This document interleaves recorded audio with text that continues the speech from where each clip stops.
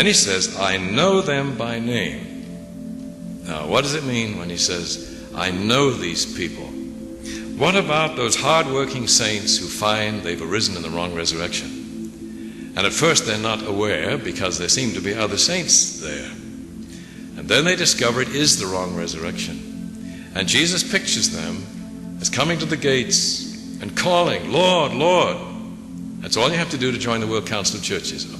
Recognize the Lordship of Christ. They do that. Of course, the devils did too. Remember when he cast out the demons? To acknowledge the Lordship of Christ doesn't mean you're a friend of God. Lord, Lord, open unto us.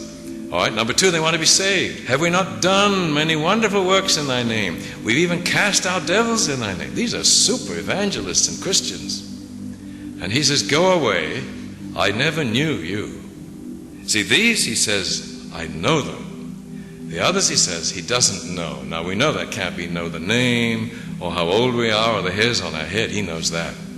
This is the knowing in the Bible. That is the knowing of a friend. God will save all his friends. He says, these folk I know. They are my friends. I know David.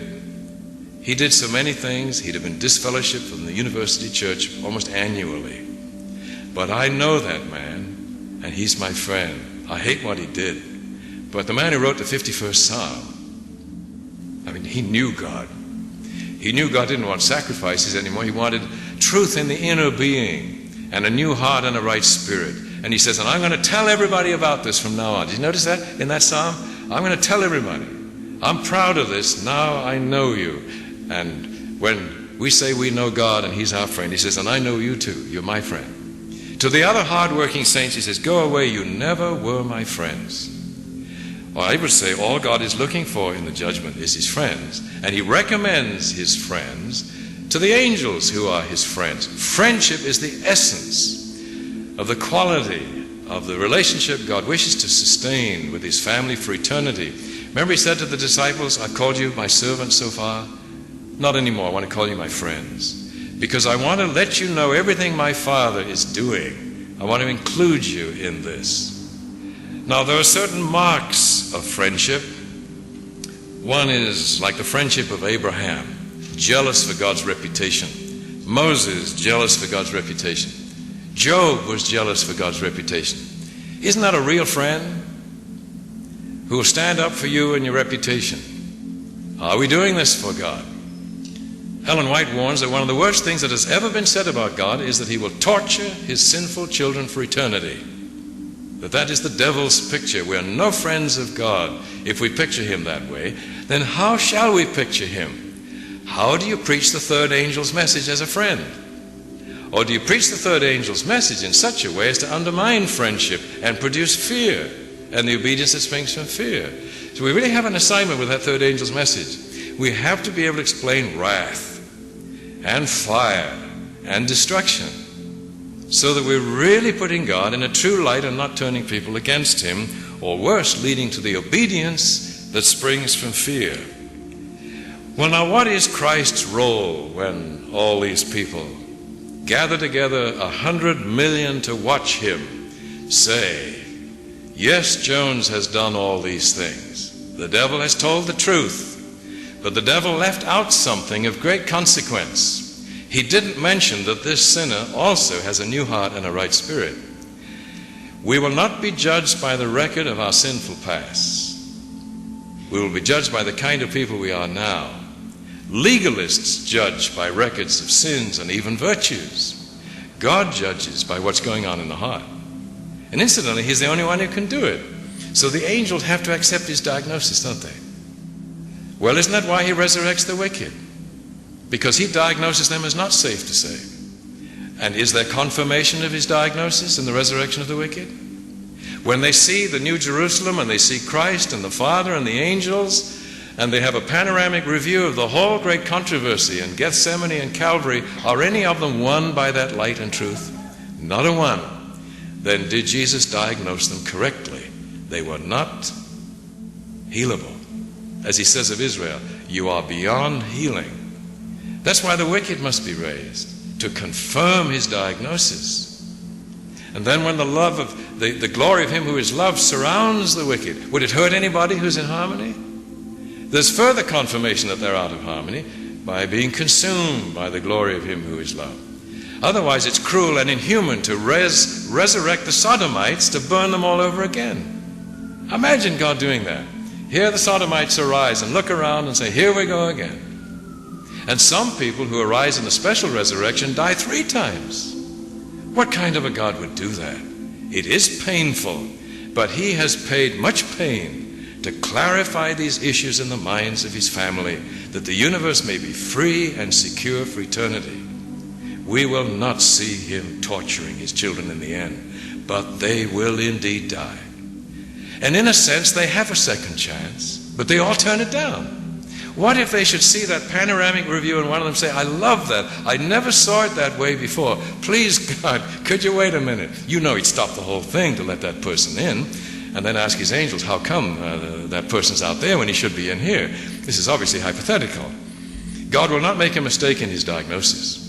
Those who arise in the resurrection of the untrusting and the proud and the rebellious and the arrogant, it will be shown that even the revelation of the whole history of this thing, with God there and the Son and the angels and the New Jerusalem, all of that does not win one of them. And then we say, indeed, your diagnosis was correct. But God, we would have accepted your diagnosis anyway. He'd say, yes, I know that, which you know I never ask you to believe without evidence. Remember on the Emmaus Road? He did not reveal who he was, lest the disciples agree with him because of the authority of his personal testimony.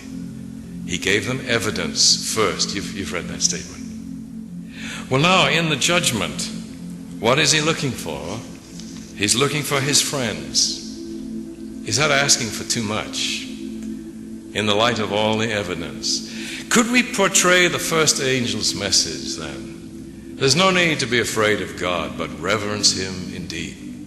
Honor and give glory to him. When you think of who he is, what else could we do but praise him? A God that values nothing higher than our freedom and would pay such a price to give us our freedom back again and clarify all these issues.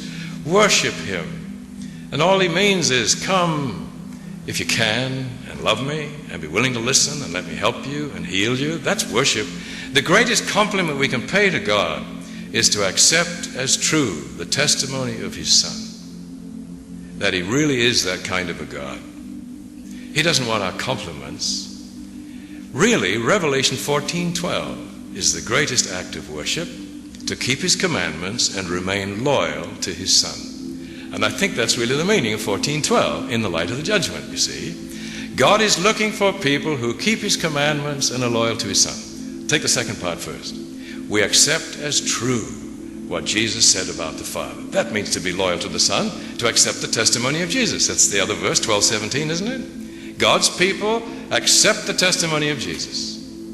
We say we accept as true what you've revealed about the Father. Now, how about keeping his commandments? What does it mean to keep the commandments? To love God and to love each other, to visit the afflicted and the fatherless and all those other things. They're all exactly the same. God is saying, all I ask of you is love. For me and for each other. And we compliment him the most when we say we like that. It makes sense to do that. And we're trying to do it. And we offer him intelligent obedience. Because it makes sense to be loving, trustworthy people. Because then we're free. So I think that 14:12 doesn't really add anything. In fact, I find in the Bible there are 1,000 ways of saying the same thing. There's really only one thing running all the way through. If only God's people were trusting, trustworthy, loving, lovable, gracious people, this whole mess wouldn't have started in the first place. But it has. And now he seeks to win us back to this. And soon he comes. And he can only save those who are that way. And we honor him. We reward him even, if we could dare say that. We compliment him by agreeing that all he's asked of us makes such good sense, we should want to do it anyway. That's real worship. You know, the greatest act of worship is obedience. But not legalistic obedience that springs from fear, but the intelligent obedience of a free person who says, God, I should have thought of that before. It really isn't nice to hate my mother-in-law and want to kill her. I'm ashamed you had to point that out. I agree with you. It's terrible he had to go that far, as he did in the Ten Commandments. It is a compliment of worship to God to say, we're with you in this whole costly thing. We're his friends. And then in turn, like David, we spread the good word. Because like Jeremiah, we're proud of it. We even boast about it, that we know that God is this way. Remaining loyal to Jesus can mean the meaning of and have the faith of Jesus. That can mean faith in. Now, if you take it as they have the faith of Jesus, which it could be, it would mean that we trust God as Jesus did. And you'd come out all right, wouldn't you? In other words, it's all about trusting God as Jesus did, or trusting Jesus for telling the truth about God. So you come out the same either way. I prefer, personally, and remaining loyal to Jesus. You see, in the light of Revelation 13, that whole group is loyal to the adversary, and they accept his testimony as true, and the character of Satan is perfectly reproduced in them, and they have a mark that represents their loyalty to the adversary. Revelation 14, those who are loyal to Christ and accept as true what he said about the Father. They obey him, they worship him, they honor him, and they show they're on his side by bearing what possible mark of loyalty to his side. So 13 is the devil's side, 14 is God's side. What would you look for at the present time? Would it be the faithful, apparently faithful observance of the seventh-day Sabbath? Not necessarily. Remember the people who tortured Christ to death and denied his testimony as coming from the devil. Isn't that true? They said, you have a devil. They kept the same day we do, except they kept it more carefully. So if we superficially say we know we're God's people, we keep the right day in the week, and that isn't all. We got a long list. It doesn't mean we're God's friends. It would suggest then in the end it's going to be confusing. There will be many seventh-day Sabbath keepers who are not on the same side. And that's confusing, isn't it? Well, what about those who expect to be saved in the end? So one really has to look within. God looks for truth in the inner man. And there could be two folk, front row center in church, Sabbath morning, and one is buying Satan's lies, and one is accepting the testimony of Jesus. So how do we measure this? What would be a mark of that? In that light, what's the mark of loyalty to the other side? So it must not be something superficial, but Ellen White does say the Sabbath is the central issue in the last great conflict. So how is the Sabbath tied in? Well, it must be that the Sabbath bespeaks the truth and the evidence that God has revealed at such great cost. And my thoughtful, wholehearted, even pleasurable, I delight in it. My enjoying observance of the seventh-day Sabbath represents my acceptance of, my conviction about, and my joy in the truth that has been revealed. But how can you tell two people in church? Who's keeping the Sabbath that way? So we do have to let the wheat and the tares grow together. You see, tares can keep the seventh-day Sabbath. And by the way, some wheat might keep Friday or Sunday. Possibly. Well, let's next time work on the mark of the beast and the seal. And Babylon, the wine, which would be the devil's lies about God, wouldn't you agree? And